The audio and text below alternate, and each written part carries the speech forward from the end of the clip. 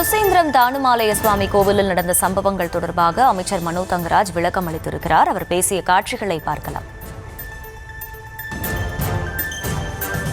கன்னியாகுமரி மாவட்டத்தில் மிக பிரசித்தி பெற்ற திருக்கோயில்களில் ஒன்றான சுசீந்திரம் தானுமாலய சுவாமி கோயில் 1000 ஆண்டுகளுக்கு மேல் ஒரு வரலாற்று பின்னணி கொண்டது. அது மும்மூர்த்திகள் சிவன், பிரம்மா, விஷ்ணு ஆகிய மும்மூர்த்திகள் குடிகொண்டிருக்கக்கூடிய ஒரு கோயில். அந்த புராதன தானுமாலய சுவாமி கோயிலுடைய மார்கழி தேர்திருவிழா நிகழ்ச்சியில பாஜகவும் ஒரு சில மதவாரி அமைப்புகளை சார்ந்தவர்கள் தேர் பிடிக்கின்ற நேரத்தில் காந்தி கொலை வழக்கில், மகாத்மா காந்தி கொலை வழக்கில் குற்றம் சாட்டப்பட்ட சார்வர்கர் வாழ்க என்று முழக்கமிடுகிறார்கள். இது உண்மையிலேயே அங்கு வந்திருக்கூடிய தானுமாலய சுவாமி கோயில் பக்தர்களை மிகவும் புண்படுத்தக்கூடிய ஒரு செயல். அது மட்டுமல்ல, காந்தி மகாத்மா காந்தி அவர்கள் இந்த தேசத்தின் ஒற்றுமைக்காக, மத ஒற்றுமைக்காகவும் சாதி ஏற்றத்தாழ்வு ஒழிய வேண்டும் என்றும் குரல் கொடுத்ததற்காக அண்ணல் காந்தியடிகள் படுகொலை செய்யப்பட்டார்கள். அந்த கொலை வழக்கில் குற்றம் சாட்டப்பட்டவர் சார்வர்கர். அவருக்கும் தானுமாலய சுவாமி கோயிலுக்கும் என்ன சம்பந்தம் இருக்கு? அவர் ஒரு சாதாரண மனுஷன். இது ஒரு கோவில். இந்த கோவில்ல அந்த மார்கழி தேர் விழாவில் தேர் இழுக்கும் போது அங்க சார்வர்கர் வாழ்க என்று முழக்கமிடுகிறாங்க. இது எதை காட்டுதுன்னா, பச்சையாக இன்றைக்கு பாஜகவும் மதவாரி அமைப்புகளும் திருக்கோயில்களில் நுழைந்து அங்க இருக்கக்கூடிய மக்கள்கிட்ட தவறான கருத்துக்களை கொண்டு செல்லுகின்ற முயற்சியை மிக தெளிவாக காட்டுகிறது. இது வன்மையாக கண்டிக்கக்கூடியது, மிகுந்த வேதனை அளிக்கக்கூடிய ஒன்று.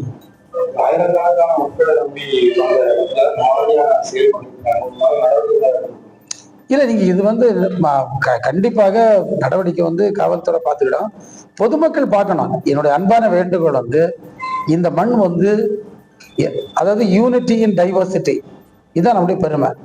நம்முடைய மாண்புமிகு கனிமொழி அக்கா அவர்கள் வெளிநாடுகளுக்கு இந்த சிந்தூர் ஆபரேஷன் சிந்தூர் சம்பந்தமாக வெளிநாடுகளில் ஆதரவு திரட்டுவதற்கு சென்றிருந்த ஒரு குழுவை தலைமை தாங்கி சென்றிருந்தார்.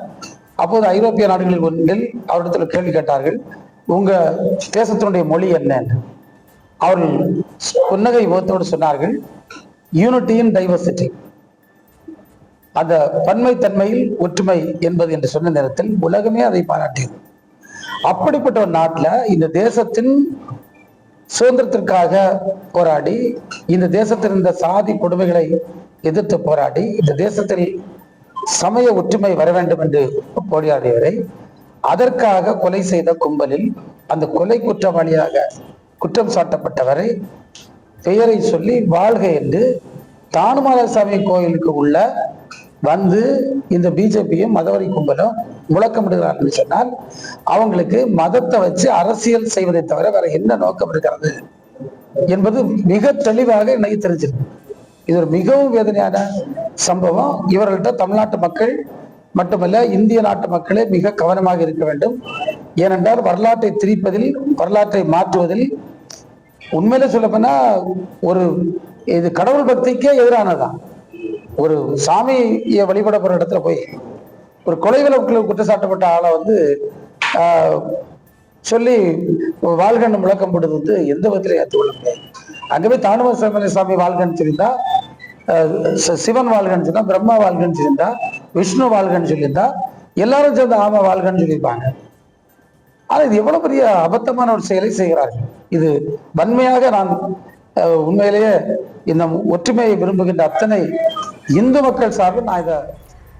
சுசீந்திரம் கோவிலுக்கும் சாவர்கருக்கும் என்ன சம்பந்தம் என கேள்வி எழுப்பி அங்கே நடந்த சம்பவம் தொடர்பாக அமைச்சர் மனோ தங்கராஜ் விளக்கம் அளித்து பேசியிருந்தார். அந்த காட்சிகளை பார்த்தோம்.